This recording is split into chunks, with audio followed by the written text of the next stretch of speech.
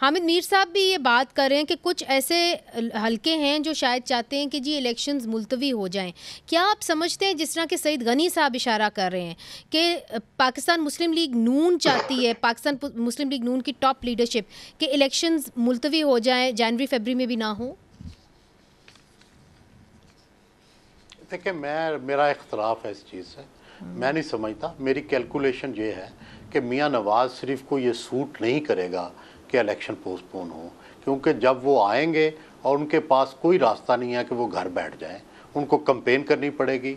और कंपेन ज़ाहिर है बहुत लंबी नहीं हो सकती ना, उसके अगर लंबी होती जाएगी तो बोर होगी, लोगों की दिलचस्पी ख़त्म होगी। नवाज़ शरीफ चाहेंगे कि जनवरी फरवरी में इलेक्शन हो और वो इस बात की भरपूर कोशिश करेंगे कि इलेक्शन जल्दी से जल्दी हो।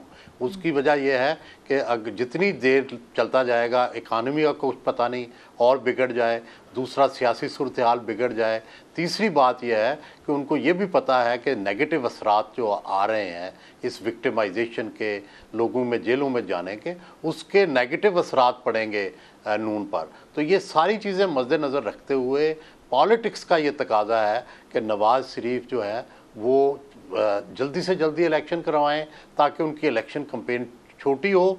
और जाहिर है नवाज़ शरीफ को लाया क्यों जा रहा है कि मुल्क की इकानमी जो है उसका कुछ बेहतरी हो सके। तो अगर वो इलेक्शन ही नहीं होते तो इक़्तिदार में कैसे आएंगे, और इक़्तिदार में नहीं आएंगे तो इकानमी कैसे ठीक होगी। तो मेरा ख्याल है लॉजिकली सीक्वेंस, हम इससे इत्तफाक करें ना करें, हमारे 100 इख्तलाफ हों, लेकिन लगता यह है कि वो आएंगे तो इलेक्शन होगा, इलेक्शन होगा तो वो इक़्तिदार में आएंगे, इक़्तिदार में आएंगे तो फ़ौज और उनका इकनॉमिक एजेंडा जो है उस पर अमल होगा। मगर सुहेल साहब, आपने प्रोग्राम के शुरू में भी कहा कि जब इलेक्शन की गहमा गहमी होती है तो फिर थोड़ी सी स्पेस खुलती है। जहां आप बैठे हुए लाहौर शहर के अंदर, वहां पे टीचर्स को हिरासत में लिया गया, फिर नून लीग को तो इजाज़त मिल जाती है जलसा करने की, मगर पाकिस्तान पीपल्स पार्टी को नहीं मिलती, PTI को नहीं मिलती। तो आप समझते हैं कि इस वक्त जो केयर टेकर गवर्नमेंट है वो न्यूट्रल है पंजाब की?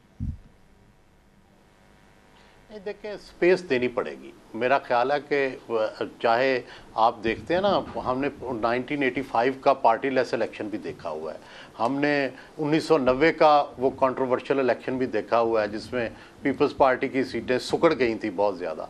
तो जब पॉलिटिक्स शुरू होगी ना तो आपको स्पेस जो है दूसरी पार्टी को देने पड़ेगी। ये तो नहीं हो सकता कि दूसरी पार्टी आए ही ना, दूसरी पार्टी को आप निशान ही ना लेने दें, दूसरी पार्टी को कंपेन ही ना करने दें।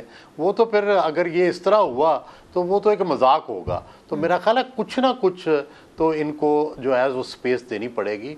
और ज़ाहिर है ये कोशिश ये करेंगे, जिस तरह हम माजी में भी देखते रहे हैं कि कोशिश ये की जाती है कि वो पार्टी मेजॉरिटी ना ले सके।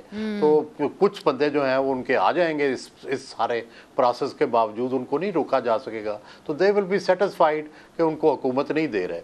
लेकिन जाहिर है ये इसको फेयर तो नहीं कहा जा सकता, डेफिनेटली अनफेयर ही होगा। लेकिन ये उससे ज़्यादा पहले भी हम दे चुके हैं। 2018 का इलेक्शन जो था उस पर भी हम मुतमिन नहीं थे सारे लोग, हमारे सामने ही सारी मनूवरिंग हुई थी।